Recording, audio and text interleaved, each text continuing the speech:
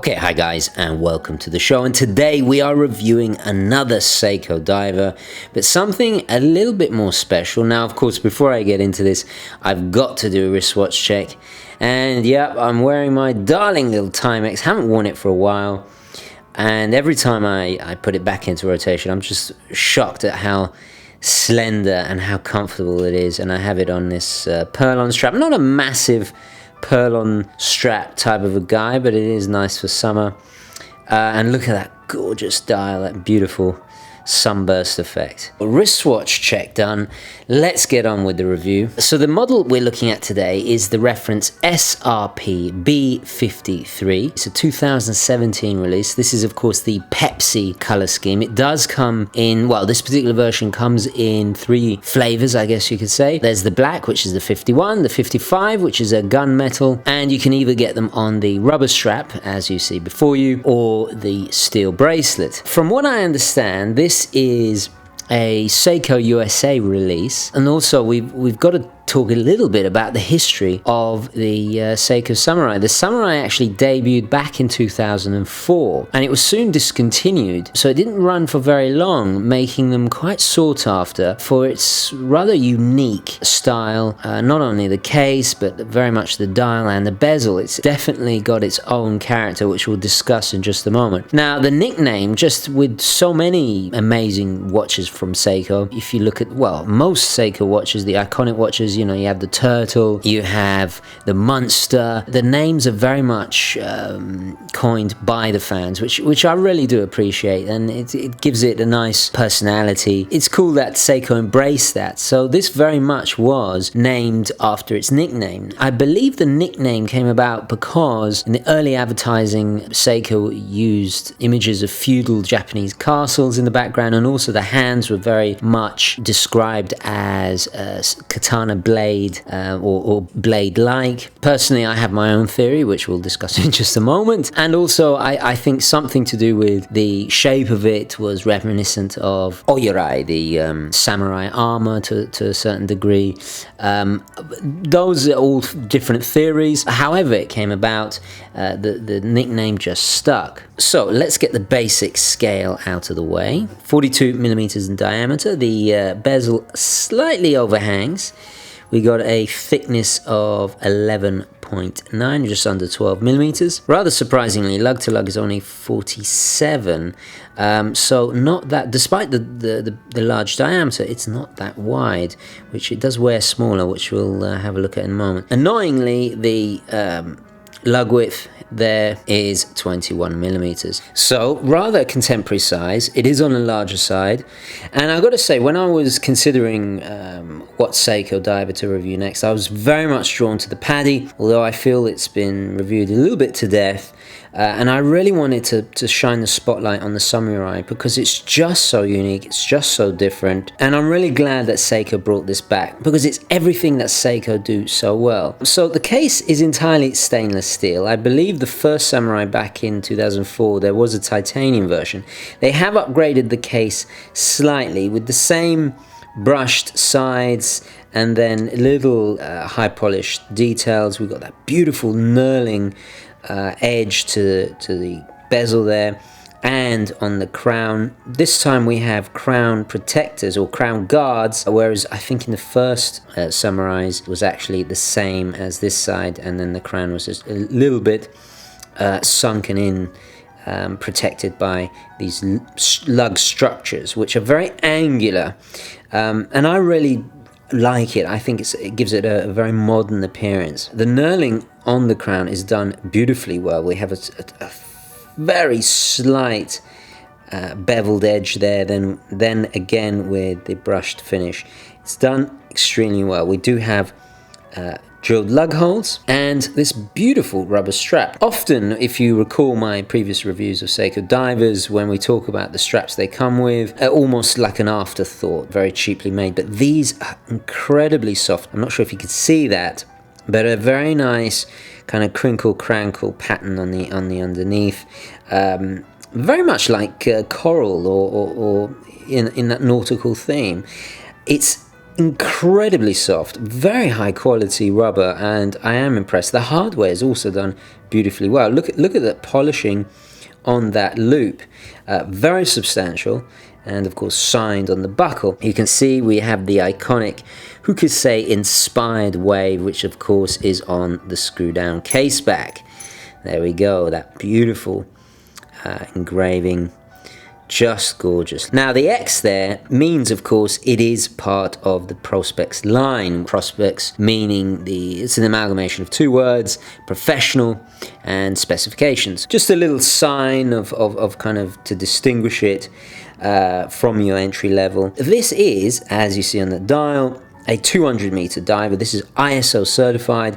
This is an absolutely serious dive watch. As a dive watch, and I know it's a little on the big side, but you know, we've discussed this and I've said this millions and millions of times, aviation and dive watches get a pass when it comes to being a bit bigger, because obviously they have to be legible, and usually the case is a little bit more exaggerated, so it can have a higher water resistance rating. Well, the dial is without a doubt its most intrinsic and alluring feature. Now at first I thought it was a hobnail effect, but it's actually a waffle dial. Slight little indentations done in a pattern very reminiscent of, let's say, an AP Royal Oak. But just look at the way they've printed Seiko and the text just perfectly. I mean, it's not easy to do that. So it just goes to show you that Seiko are capable of doing such quality when it comes to their dial work.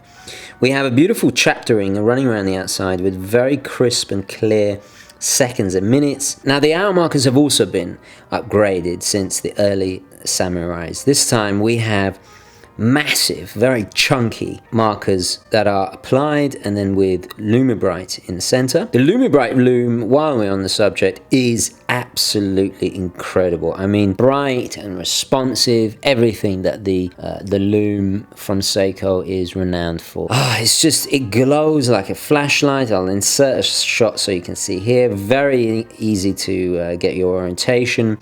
We have double shield-like markers at the 12. And then, of course, these hands that, well, pretty much are the Monster hands, the hands from the Seiko Monster. We have that arrowhead for the hours, and then a sword for the minutes. The seconds hand also has loom in it. In normal light, we see the end is in red, matching the Pepsi color scheme of the bezel. And while we're on the subject of color, it's got to be said that blue on the actual waffle dial shines in an almost metallic tone. It's different from the chapter ring, and again different from the Pepsi color scheme in the aluminium insert. I love the Pepsi bezel because it's just very easy to read because of that red area. You just glance at it and you get a very quick measurement at a second's glance without even reading any numerals. I just find it very, very useful. I've always loved Pepsi bezels, you know, in the 009, the SKX, for example. The bezel is, of course, unidirectional. Now, the bezel itself is 120 click. It's extremely well done. Certainly better than an SKX. And with the knurling edge and also this cutout section at the side and between the lugs, it's very easy to grip. I also love the way it angles upwards, protecting the flat hardlex. Hardlex, if you're not familiar with it, it's Seiko's own proprietary crystal. Harder than mineral, but not so tough or scratch resistant as sapphire. I think it gets a bad rap, really. It's perfectly fine to me, and you'll find it in higher end Seiko divers, as we've featured many, many times on the channel. I love hardlex. I think it's great. So let's discuss the case a little bit, and I feel it's definitely its most distinguishing feature. I love the way the lugs angle down.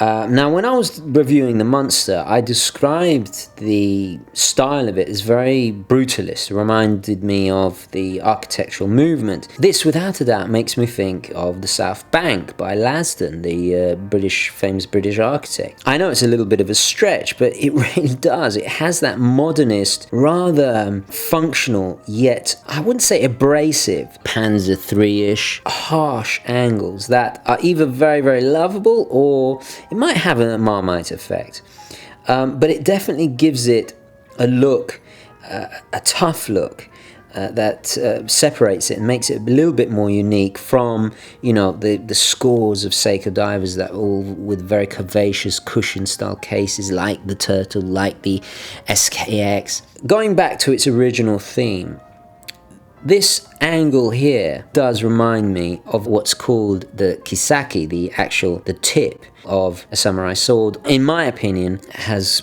definitely contributed to the name. So let's discuss the movement a little bit because it's quite interesting. And as we look at the case back, you'll see it's written there, the 4R35. It is automatic, is a 23 dual movement. It's completely made in-house by Seiko, operates at 21,600 vibrations an hour. It has a 41-hour power reserve. And what is nice is we do get, if I unscrew the crown, we have hacking and manual wind, which is lovely because it's something that's been missing for a bit of a while in the entry-level Seiko. So if I pull out the crown, you can see the seconds hand has stopped.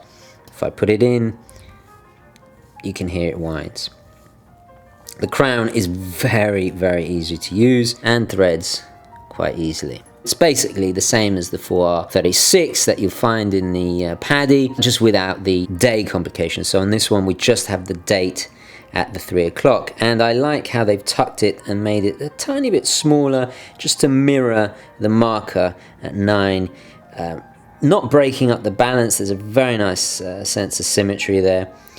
So very nicely thought out. So with this particular watch, I'm getting about +10, which is not the end of the world, but a very sturdy movement. Introduced in 2010, it's become Seiko's mainstream automatic watch movement for the entry level, really. What is nice about this particular movement, and one of my pet peeves of especially the 7S26, is if we pull it out all the way and we wind it forward, the date change at midnight is fairly rapid. So boom, it's fairly quick, not compared to the 7S26. Also in the first position you can see we have quick set. So let's pop it on the wrist and see how it wears. Okay, and there we go. Now, as you guys know, I have a very small, modest wrist, shall we put it politely, but I gotta say it wears incredibly well, mainly due to the very small, well, not very small, but you know, from lug to lug it's not that much. Yes, it has a wide diameter, but it wears a lot smaller, mainly due to this fantastic brutalist, I guess, lug design. It really does hug the wrist. It's very, very comfortable. It's extremely solid feeling. Yeah, I really do like how it feels on the wrist. We're talking about 124 grams in weight. So I think this on a bright orange NATO would just be an amazing dive watch and holiday watch, really. Phenomenal feeling, very, very solid, and yeah, it looks the business. It does look the business. Anyway, let's take it off the wrist and discuss its positives and negatives. Okay, so let's discuss the positives first. Well, undoubtedly an extremely well-made, real dive watch. It is designed exactly for what it's supposed to do perfectly well. It was a smart move to update and bring out this Samurai. I just think it's a very lovable piece. It's by no means perfect, but we'll get onto that in just a moment. The loom is incredible. I love the hands. I love the style of it. Even the strap is fantastic. The bezel action, outstanding. You merely have to glance in its direction and you know what time it is. The case, everything you'd want in a dive watch. I also really like the dial. I think it's nice to see a waffle dial. It's not something you see every day. It's done incredibly well. The printing, that crisp white.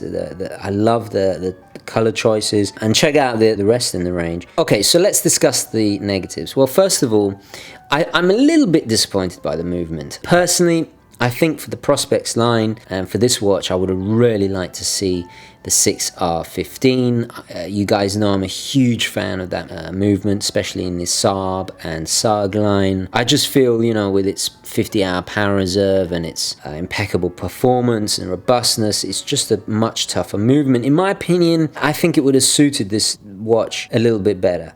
You can totally disagree with me, that's absolutely fine. Okay, second negative, the finishing. I don't think it's as good as other Seikos for around this price range. Again, I look at the Saab line, the domestic models, it's not as sharp as I'm used to. I just feel the transition on these edges, I mean, I'm really nitpicking. It is a shame they didn't sign the crown, perhaps with the laser etched Prospex logo. It would have been a nice touch. Okay, lastly, and I really did deliberate about saying this, but I have to say it. I wish there was even a 40mm version, just 2mm smaller in diameter. I would have bought one. I would buy one and have it in my collection. Well, don't get me wrong, it's gonna please a lot of wrists. It certainly is. I think it has a charm to it, has its very distinctive characteristics, and I feel it's been slightly overshadowed by the PADI mania. Just breaks my heart that I can't buy it. Maybe it's a good thing because all, you know, I don't need another dive watch. That's the last thing I need. But yeah, it has to be said, and I'm sure there'll be a lot of you out there that will agree. Should have been smaller, which is funny because, you know, the Japanese do prefer smaller watches. There's no denying that. But then again, this is designed specifically for the American market, which has a higher demand for larger watches. So it's a difficult one to balance. Also, I borrowed a friend's Panerai recently, and it gives a rather similar feeling. Yes, okay, it's not as curvy, but it has the same presence on the wrist. Also, there is something rather IWC Ingenieur about it, and of course, a little bit Royal Oakish. Nice change from the usual ubiquitous curved Seiko divers, and consequently, incredible value for money, and another home run to add to the long list of achievements in the Seiko dive watch range. Amazing watch, absolutely outstanding. Anyway guys, I'm going to leave it there. Please let me know your thoughts, queries, comments, opinions, all the rest of it down below. Thank you very, very much for watching. Please don't forget to like this video if you enjoyed it and found it useful. And as always guys, I will catch you in the next one. Okay, ciao.